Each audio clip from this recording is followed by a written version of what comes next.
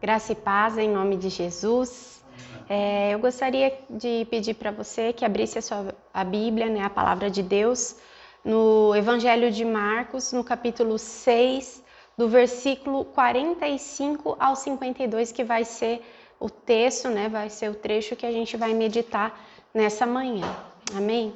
Vamos orar antes de lermos e irmos acompanhando, a gente vai acompanhando parte a parte esse trecho aqui da Bíblia.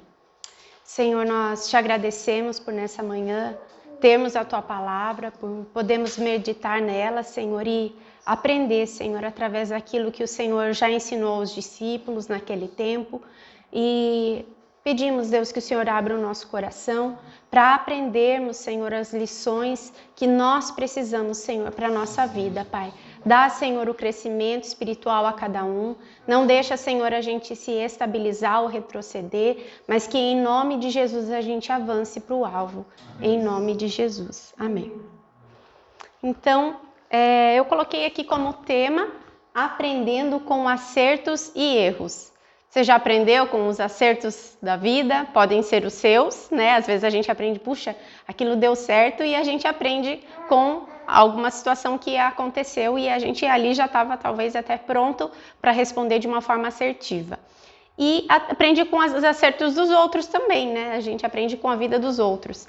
E a gente também aprende com os erros, né? Não é só com os acertos que a gente aprende. Muitas vezes com os erros. Teve coisas na minha vida, na minha experiência com o Senhor, que eu não precisei errar, porque eu vi o outro errar e eu, opa, não vou por esse caminho, né? Então, teve muitas coisas que, graças a Deus, o Senhor me ensinou vendo o erro de outras pessoas. E às vezes com o meu erro pessoal também. E isso é desde que a gente é pequeno, né? A gente, às vezes, é ensinado pela mãe, vai ali, não pega no fogo. Pegou, se queimou, aprendi com um erro, né? Então, e assim a gente vai aprendendo com a vida e também com as lições. E a palavra de Deus também nos ensina através dos acertos e dos erros, e a gente vai aprender com os acertos e os erros dos discípulos. Vamos acompanhando ali esse texto de Marcos, capítulo 6, do 45 até o 52, e diz assim: Logo a seguir, compeliu Jesus os seus discípulos a embarcar e passar adiante para o outro lado, a Betsaida, enquanto ele despedia a multidão. E tendo-os despedido, subiu ao monte para orar. Ao cair da tarde, estava o barco no meio do mar, e ele sozinho em terra. E, vendo-os em dificuldade a remar, porque o vento lhes era contrário, por volta da 4ª vigília da noite, veio ter com eles, andando por sobre o mar, e queria tomar-lhes a dianteira. Eles, porém, vendo-o andar sobre o mar, pensaram tratar-se de um fantasma e gritaram, pois todos ficaram aterrados à vista dele. Mas logo lhes falou e disse, tende bom ânimo, sou eu, não temais. E subiu para o barco para estar com eles, e o vento cessou. Ficaram entre si atônitos, porque não haviam compreendido o milagre dos pães. Antes, o seu coração estava endurecido. Então, eu trouxe aqui algumas imagens para a gente ir meditando trecho a trecho desse texto, né? Então, o episódio anterior tinha sido qual? O episódio da multiplicação dos pães e dos peixes, que aconteceu num lugar deserto. Eu coloquei ali uma figura, não significa que era exatamente assim, né? A gente imagina que tinha até uma grama ali, mas não tinha casas, não tinha comércio ali próximo naquele local aonde Jesus fez a multiplicação dos pães e dos peixes. E aí o que Jesus faz? Jesus compeliu, Jesus praticamente empurrou os discípulos para dentro do barco e falou que eles deveriam atravessar aquele mar, o mar da Galileia. E ali o que aconteceu? Eles foram obedientes, então a gente já aprende uma lição aí, né? Que eles obedeceram a ordem de Jesus. Entraram no barco. E eles estavam indo para onde? Para Betsaida. E Betsaida é conhecido como Casa de Peixe. O que era Betsaida? Era uma cidadezinha, uma vila pesqueira. E ali era a casa de 4 dos discípulos de Jesus. Quem eram os discípulos que moravam ali em Betsaida? André, Pedro, Filipe e João. Então, o local que Jesus estava mandando eles era bem conhecido desses 4, pelo menos, né? Claro que eu creio que ali tudo é tão perto que todo mundo conhecia, mas quem morava ali eram esses 4. E aí, então, o que eu concluo dessa parte? Primeiro, mar era um lugar conhecido daquele povo ali, daqueles homens?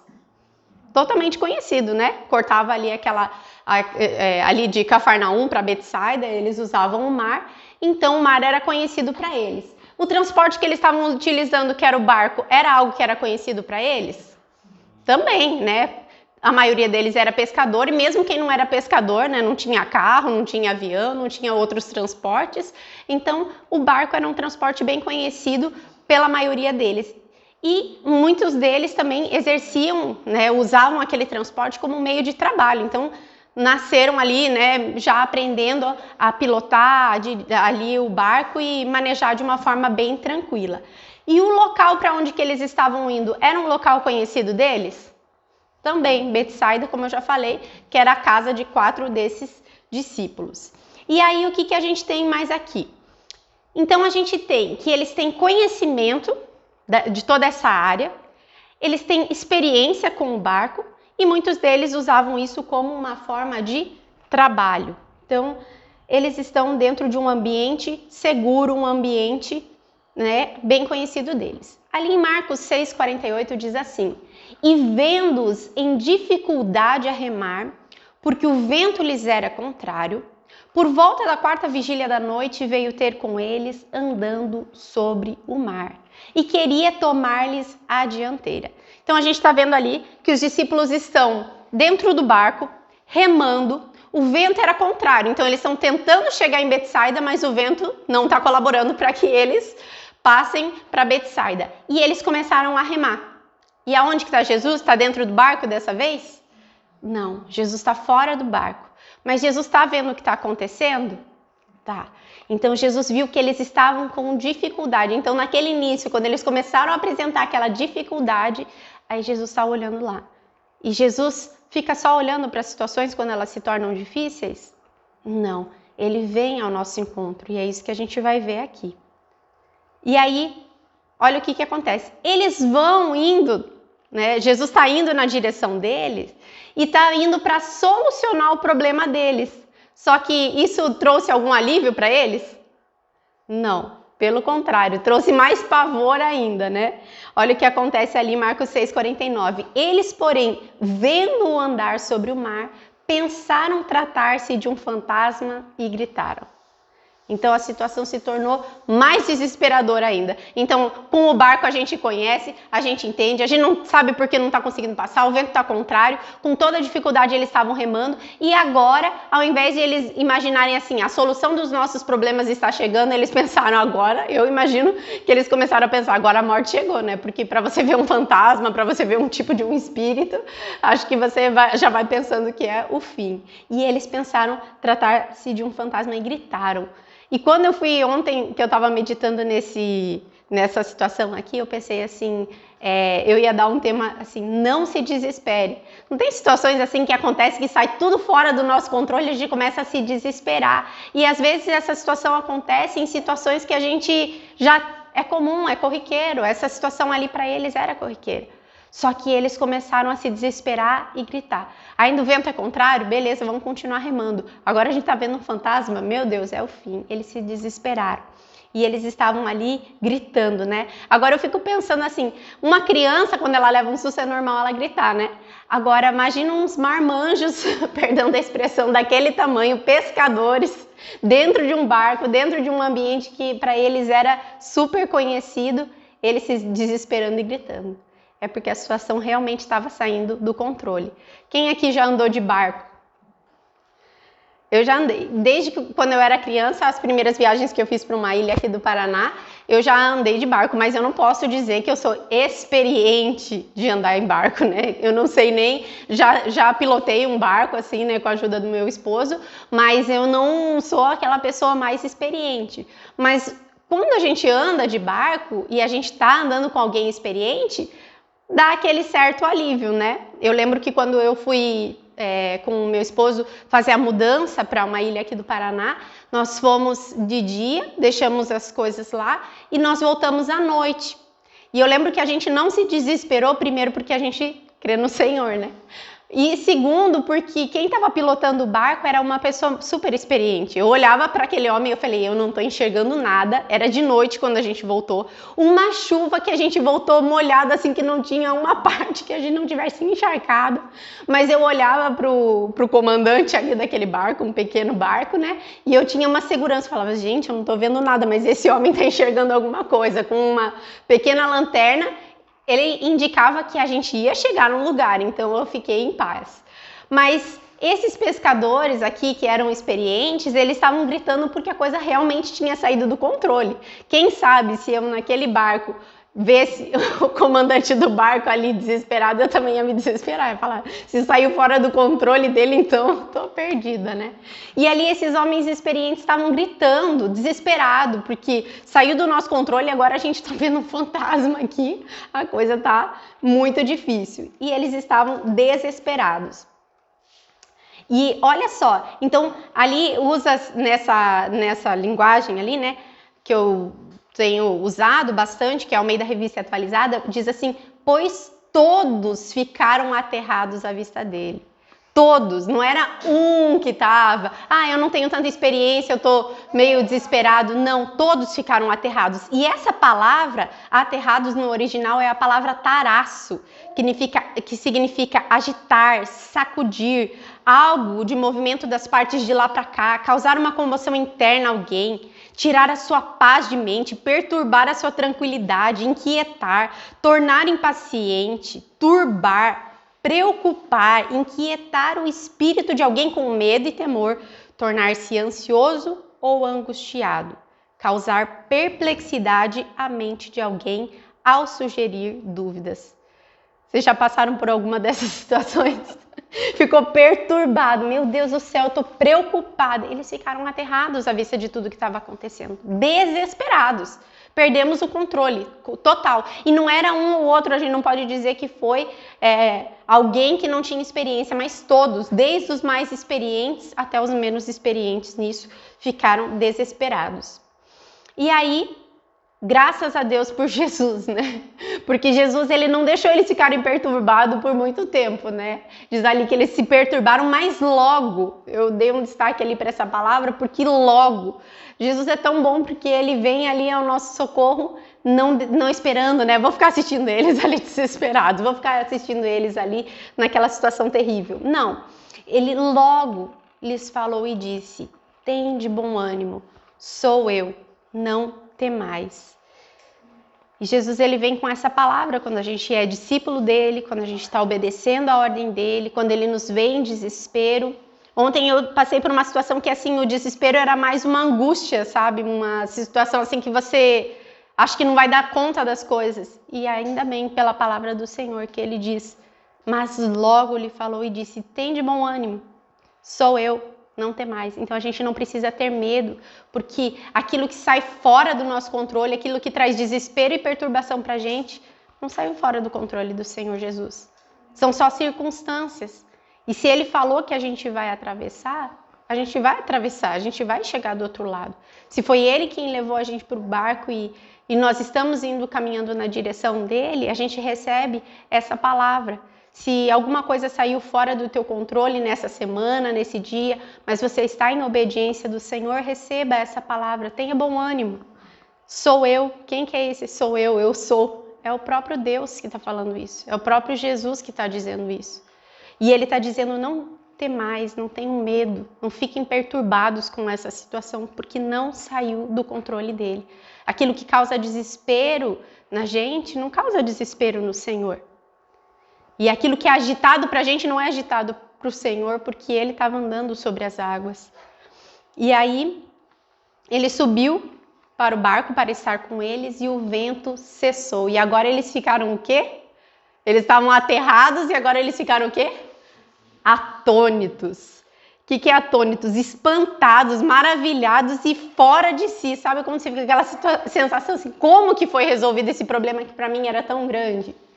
Como que esse barco que estava agitado, vindo um vento contrário, como que isso se acalmou? Então eles ficaram, tem uma expressão ali até no Aterrados que diz assim, sem entender. Eles não conseguiam entender o que tinha acontecido ali.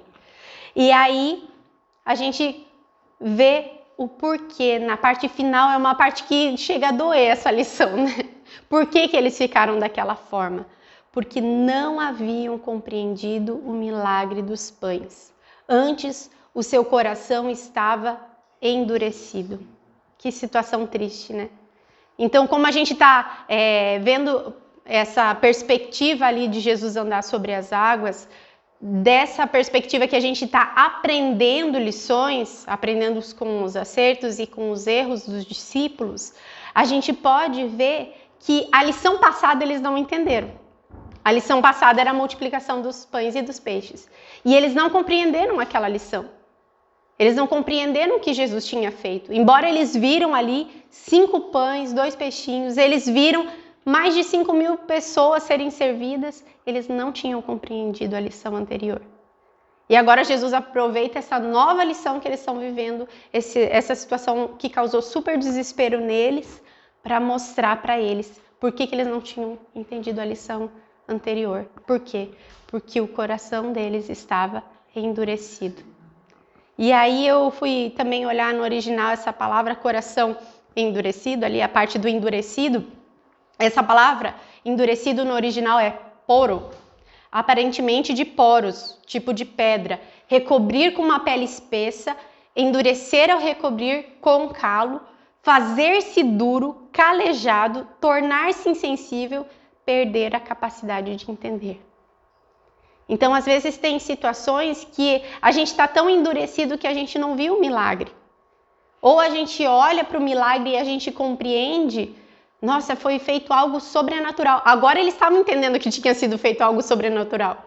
Porque eles estavam desesperados, eles estavam aterrados e eles viram Jesus vir na direção deles e entrar no barco e tudo se acalmar. Então, eles ficaram atônitos.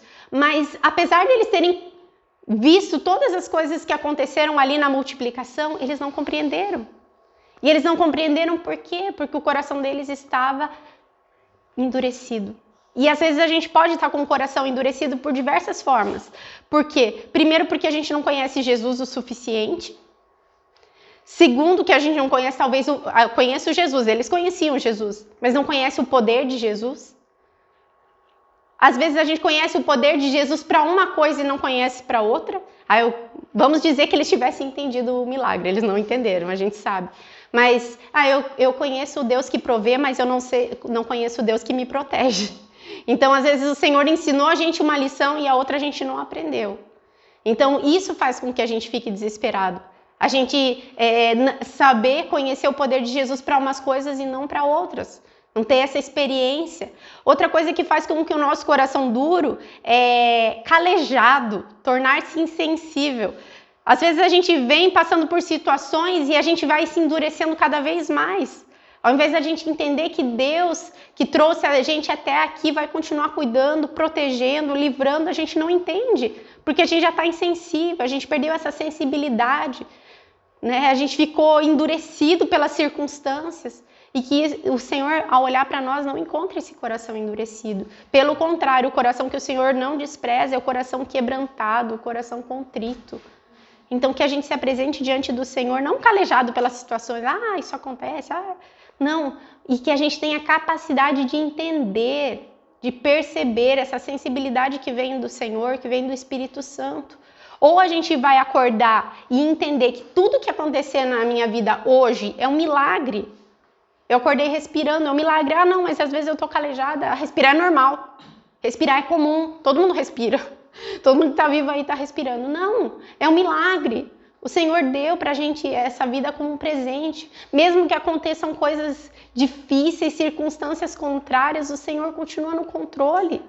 E aí eu não vou estar com o coração endurecido. Eu vou perceber que a provisão que chegou hoje na minha mesa foi o Senhor. Eu vou perceber que se eu estou andando, o Senhor está me protegendo, está me livrando de tantas coisas. Parece normal para a gente muitas vezes viver um dia normal, né? Uma rotina. Não aconteceu nada demais hoje, mas também não aconteceu nada às vezes de ruim.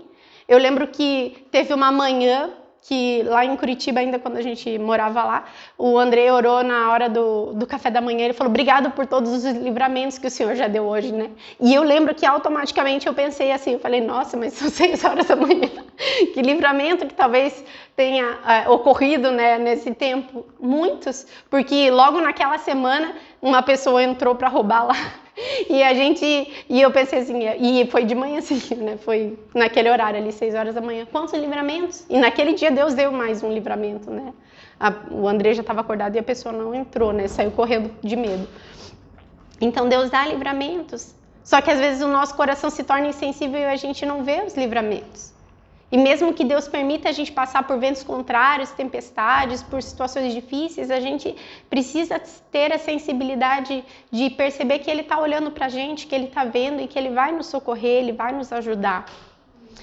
Então, que a gente não se encontre com esse coração endurecido, que não compreende, né, as circunstâncias, e que a gente avance para as lições entendendo a lição que a gente já aprendeu, absorvendo a lição. Não, eu já entendi. O Senhor multiplicou os pães, o Senhor proveu numa área na minha vida, na outra Ele também vai prover. Eu sei que Ele é fiel. A gente precisa confiar no Senhor. Então eu coloquei aqui uma lista ali de lições que a gente aprendeu através desse texto. Primeiro, lembra que eu falei que eram acertos e erros, né? Então, primeiro que a gente deve ser obediente à direção do Senhor. Aquele vento contrário não aconteceu porque eles estavam sendo desobedientes, muito pelo contrário. Então, isso é um exemplo positivo da parte deles. Embora eles foram compelidos, quase empurrados para dentro do barco, eles foram obedientes. E segunda lição ali, nós devemos nos lembrar que Jesus está com Deus Pai. Ali eu acho tão tremendo esses momentos que Jesus não está com os discípulos presencialmente, ali corporalmente, fisicamente, para a gente entender que conosco também é dessa forma. Porque às vezes a gente fala assim, mas no outro episódio do barco lá, mas Jesus estava dentro do barco, como que eles não viram? E a gente às vezes acha que por Jesus não estar ali, né, daquela forma com a gente, que Ele não está vendo a gente. Pelo contrário, Jesus está sempre vendo. E Ele fez isso justamente para mostrar para a gente que ainda que Ele tenha mandado os discípulos sozinhos, Jesus estava olhando para eles. E Jesus olha para nós. E Ele vê todas as situações que estão ocorrendo. E a outra lição que a gente aprende também aqui é não confie nas suas próprias habilidades. Por quê? Lembra que lá no início, a gente falou sobre os 3 pontos ali que davam segurança para os discípulos. Os 3 pontos eram o quê? O mar, bem conhecido deles, o transporte, que era o barco, que era ali o trabalho da maioria deles, e o local, que era Betsaida, que era a cidade onde morava ali aqueles 4 discípulos. Então, eles estavam confiando nas suas habilidades, tanto que diz assim, que Jesus queria tomar a dianteira. Eu imagino Jesus querendo tomar a dianteira, eles pensando que era um fantasma e eles remando cada vez mais. Jesus querendo ir à frente, querendo tomar o controle, e às vezes a gente deixa em áreas que a gente não tem controle. Isso aqui eu não sei, eu não sou muito bom nisso, então eu vou deixar Jesus tomar a dianteira. Mas nas áreas que eu tenho habilidade, às vezes eu não deixo Jesus tomar a dianteira. Porque eu penso, não, eu estou confiando na minha própria habilidade. E a palavra de Deus diz que a gente não deve se estribar, confiar, né, na nossa própria sabedoria e no nosso próprio entendimento. A gente tem que confiar no Senhor, na palavra que Ele deu. E não que a gente não deva ter experiências em coisas, não que a gente não deva, né, se aplicar e vencer em algumas áreas, mas a gente precisa confiar sempre no Senhor. Se a gente é habilidoso numa situação ou não, a gente precisa colocar nossa confiança no Senhor. E outra coisa também que eu coloquei aqui é: não dê ouvidos à sua alma, mas ouça a voz de Jesus. A alma daqueles discípulos estava levando eles ao desespero, a ficarem aterrados, perdemos o controle. Isso era a voz da alma. E a voz de Jesus dizia o quê? Sou eu, não tenham medo. Então, nas situações que nós perdemos o controle, a gente precisa ouvir a voz do Senhor. E a outra parte aqui desse trecho é: seja sensível para compreender o poder de Deus e leve em conta as experiências anteriores que você já teve com Jesus. Como eu já falei, pode ser que não seja naquela mesma área. O Senhor está sempre ensinando lições novas, diferentes, coisas mais profundas. mas a bagagem que eu levo de experiências que eu tive com Jesus já no passado me fazem confiar que no presente, que no futuro Ele continua comigo. Ele continua me sustentando, Ele continua me protegendo. Então, numa ou outra situação, eu falo, não, eu já tenho experiência com o Senhor, eu confio. Porque se a gente já tem experiência com Jesus, a gente sabe que Ele é fiel. E que Ele não vai nos desamparar, que Ele não vai nos abandonar. E por isso que também é muito bom a gente também ler a palavra de Deus, para que naquele momento a gente tenha algo do bom depósito, né? Algo de palavra de Deus para aquele momento. Porque às vezes a gente lê um texto e naquele momento parece que não faz tanto sentido, né? Você está lendo um salmo meio melancólico, meio de dor e depois de exaltação ali. Naquele momento eu não estou meio melancólica hoje, eu não estou meio assim, mas no outro dia eu estou. E aquela palavra de exaltação do Senhor final, ali que eu saio daquela melancolia e vou para uma alegria e vou para uma exaltação do Senhor, vai fazer sentido. Então a gente precisa guardar a palavra de Deus no bom depósito, para que essas experiências todas, somando, me tirem, né, de situações de desespero e me façam confiar no Senhor. Amém? Aprendemos a lição? Podemos dizer para o Senhor Jesus, Jesus, me lembra dessa na próxima vez que eu passar por uma situação que sair fora do meu controle. E entender que está sempre no controle do Senhor. Amém? Vamos orar. Pai, obrigado pela Tua palavra. Nós oramos, Deus, para que nesse dia o Senhor torne os nossos corações quebrantados, contritos, sensíveis, amolecidos pela Tua palavra, Senhor, para que ela possa penetrar, Deus, no profundo, Senhor, e gerar frutos, Pai, na hora que nós precisarmos, Deus. Em nome de Jesus, tira toda a dureza, tudo aquilo que é calejado, áreas, Deus, em que nós já recorremos tantas vezes, achamos já conhecer, achamos que temos habilidade, Senhor, mas que a gente venha confiar somente no Senhor, Pai, de todo o coração, sem se estribar, sem confiar, Senhor, no nosso próprio entendimento, em nome de Jesus, Deus. Ajuda-nos, Senhor, a aplicar essa lição tantas vezes quanto forem necessárias, Pai, para as nossas vidas. E ajuda-nos a sermos sensíveis para aprendermos, Senhor, com os acertos, com os erros dos outros, com os nossos próprios, Pai, para que a gente venha seguindo, Senhor, em nome de Jesus. Amém. Amém. Deus abençoe a sua vida, Deus abençoe o seu dia, em nome de Jesus.